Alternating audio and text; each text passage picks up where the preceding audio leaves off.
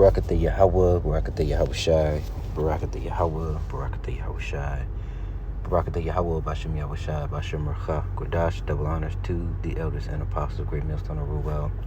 I'm not a member, however, I've entered into their labors, peace and blessings to the sincere brothers and sisters doing this wherever you are, whatever your lot may be. This won't be long, I don't even know what I would call it, just a reminder for those of us in this thing, be on your toes, be on your P's and Q's, and we're just going to scroll through 1 John chapter 4. I read it earlier today and just kind of waited for the Spirit to hit me to give me some, additional precepts before we keep going. All right, so we'll start at the top. I won't read all 21 verses, but we'll get what jumps out and add those precepts, and then that'll be the video. Okay, so we'll just start it at the top. Beloved, believe not every spirit, but try the spirits, whether they are of your power, because many false prophets are gone into the world. And off the rip, if you are on social media, if you have or are on the internet or have seen camps outside of GMS or those that preach the like doctrine of the men of the Great Millstone, they are full of a lot of other things that it doesn't necessarily pertain to the truth. And we don't even have to go into Christianity. So there are also, and James also warns of that as well, and we can grab I believe it's Jude, I'm sorry, the book of Jude also warns of that, so we can grab that too. But you're on the internet, you're gonna see all kind of stuff about hell and universal salvation and Edomites being able to be saved, and Yahweh, who you ignorantly refer to as a title God, whose name means he is or he exists, that he loves everybody and that he's all good, right, and that no evil, never mind the fact that he says, had there be evil in a city and the Lord had not done it, or I heal, I kill, I wound, I heal, and I make alive. I, the Lord, do all these things. He is balanced. He is a perfect, balanced power. And just as we, as a lesser being, a significantly lesser being, can experience I don't want to say ups and downs, but a myriad of emotions, so does the perfect and omnipotent power that is Yahweh, Bahashem, in the name of Yahweh Shai, whom you ignorantly refer to as Jesus. They will tell you that his name is Jesus or Yahuwah or Ahaya or anything except Yahweh Shai, which is the Lashuan Kadash, or the Paleo Hebrew, one of the most ancient form that you would see. And you can, I believe it's Acts 26, you can find that on your own, but Yahweh Shai spoke from the heavens, and he said he spoke in the Hebrew tongue, right? Why kickest thou against the pricks? When he was speaking to Paul, I believe, if I'm not mistaken, but go look that up as well, because that is the language of heaven. All right, so those vowel points that are added, you'll see folks that are saying the Hebrew is what you see in the blue letter, which is an Assyrian script added to, or with added vowel points by a man named Eleazar ben Yehudi. So all kind of false things going on out there. And now my own notifications want to blow up. All right, don't even worry about it. Okay. So all sorts of things you're going to see. And you'll have plenty of people running their mouths about things they have no idea. And a quick way to tell that is if they say black Hebrew Israelite, they have adopted those talking points of the enemy. Or if they say it's black only, right, or Latin only, or they say something about the tribes, or Benjamin, I'm sorry, Benjamin, is they say Judah and Israel are not oppressed together, as in the northern and the southern kingdom are not present here in Babylon the Great, aka US of A. They're liars. There's so many ways to disprove what these people say, because they talk out of their neck without having any understanding or without stopping to listen and learn, right? We were giving 2 ears and 1 mouth for a reason. Verse 2, hereby know ye the Spirit of God, every spirit that confesseth that Yahweh Shai Hamashiach is come in the flesh is of Yahweh. So if they speak according to this word, then they have the light. If they speak not according to the word, they don't have the light. There is no gray area. You either you is or you ain't. And if anybody says that they can go straight to the Father without going through Yahweh Shai, who is our mediator, right? There's another false prophet.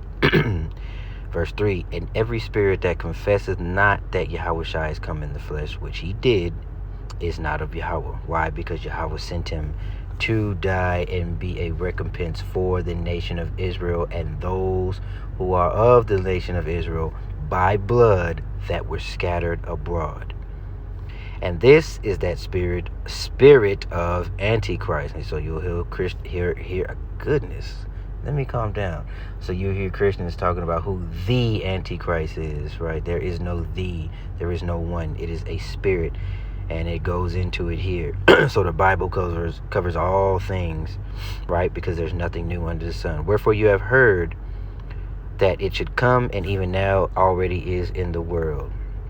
All right, so that spirit of the verbatim, the Antichrist. So anything that is not of this word, anything that denies Yahweh Shai in his entirety. So if they deny Yahweh Shai and call him Jesus, that is anti-Hamashiach energy. And that is, he is in the spirit of the anti-Hamashiach. Ye are of God, little children, and have overcome them, because greater is he that is in you than he that is in the world. And we can go to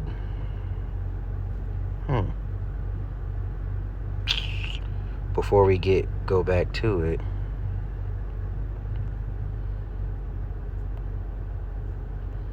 What do I need? Where's James? Right. Oh, I got it highlighted. James 4:4. Ye adulterers and adulteresses, know ye not that the friendship of the world is enmity with God? Whosoever therefore will be a friend of the world is an enemy of God. So what can entail being a friend of the world is adopting these worldly philosophies and things that carnally feel good and pleasing to the flesh, and the traditions of things that are not of the spirit of Yahweh Bashem Yahushai. So it's twofold why it says adulterers and adulteresses, because accepting of another philosophy, right, that's a form of adultery, because us as a nation are the wife of Yahweh, right? So accepting any other philosophy or living any other way according to anything outside of the way the Lord says, there's your fornication.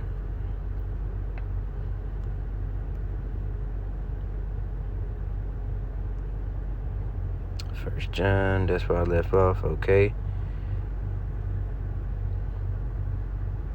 Let's see. Let's keep scrolling. But also, just know, it's about to be. I mean, they're already working up a way to make a man an offender for a word, and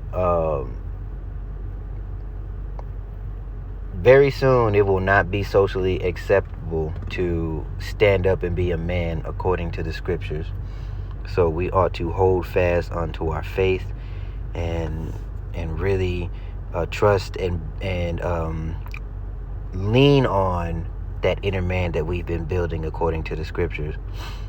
Right? So everyone else that will be a friend of the world will be your enemy. And that is why Yahweh Shai said he had come to set a man at variance. Okay? Some of the enemies will be of your own household. Let's see.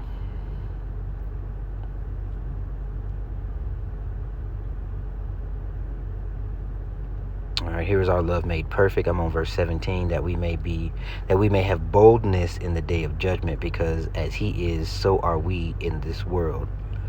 There is no fear in love, but perfect love casteth out fear, because fear hath torment. He that feareth is not made in perfect love. Right? So there is a boldness in standing firm for the name, and there is a reward for that, as you can read in the book of 2nd Esdras, where it talks about the men that are having the palms in their hands and those crowns. And there's a man that stood above them, which is Yahushua, crowning those that stood so stiffly for the name. And you're going to have to. There is no other way. The Lord wrote the book in a way, or he wrote this story, this live action movie, in a way that there is no way to save yourself. There is no way to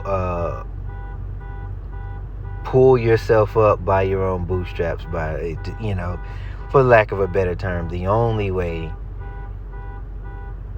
and without him we're utterly helpless, of course, but the only way, and it's supposed to seem like that, is to lean on Yahweh B'Shem Yahushai. Call on Yahweh B'Shem Yahushai. Pray without ceasing. Ask in his name, and if it's according to his will, you will give it, but you must ask in faith and being strong and unwavering, knowing that the Lord is going to come through on the things that you ask for. Why? Because you were obedient. Only people who are afraid are people who are disobedient, because they hear this word and they know that they have not done the things that they should be doing.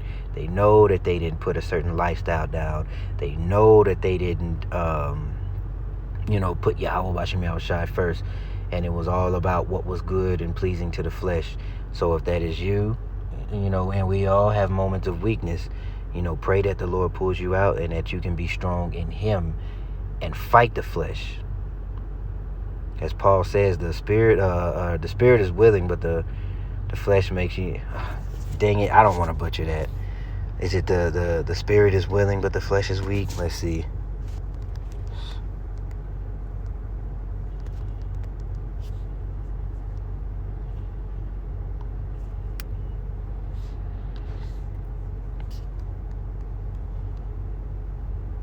Matthew 26:41. Let me just get that, and then that'll be it. Or maybe.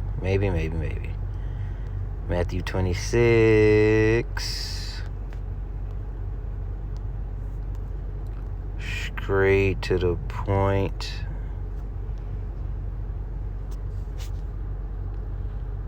All right, watch and pray that ye enter not into temptation. The spirit is indeed willing, but the flesh is weak. Right? So everything that is pleasing to the flesh ain't always good. And that don't mean you can't indulge in things according to the confines of the law. That doesn't mean that you can't indulge in things, but make sure that it doesn't take over. Make sure that Yahweh Yahushai are at the forefront of your mind, your heart, your la'ab, that your heart is your mind. Make sure that they are at the forefront, so that way you can tackle whatever comes your way, leading all the way up into the great day of the Lord, which is darkness and not light. So with that being said, shalom.